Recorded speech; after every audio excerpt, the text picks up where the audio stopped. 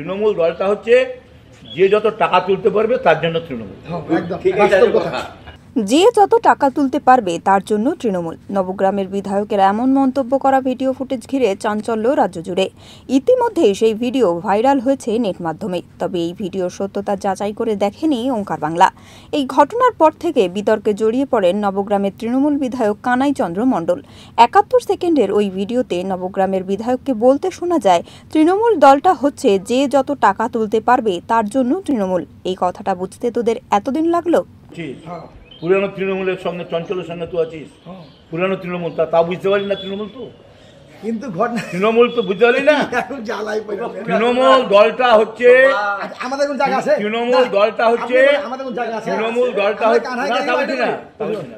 দলটা হচ্ছে যে যত টাকা তুলতে পারবে তার জন্য তৃণমূল। এইটা তো তৃণমূল, তোকে বুঝতে দেরি লাগবে। যদিও পরে সাংবাদিক বৈঠকে বিষয়টি বিরোধীদের চক্রান্ত বলে দাবি করেছেন কানাইবাবু। ওই সমস্ত যারা খাতে যুক্ত, আমরা বলেছিলাম যে এগুলোকে বন্ধ করতে হবে। কৃষকের নামে আগে রেকর্ড করার নামে হাজার হাজার টাকা তুলছো, 25,000 30,000 টাকা নিচ্ছ, এটা বন্ধ করতে হবে। ঘরের টাকা নিচ্ছ, এটা বন্ধ করতে হবে। তোমরা পার্টিতে থেকে এই সমস্ত কাজ, এটাই ছিল মূল বিষয়। আর এখানে দাঁড়িয়ে কারো কথা ইত্যাদি বলে এই সমস্ত ষড়যন্ত্র করে একটা ভাবমূর্তি রচনা করতে। কারণ আপনার দলীয় ভাবে কি কেউ করেছে বিষয়টা হচ্ছে, আমি এখনই এটা প্রকাশ করছি না।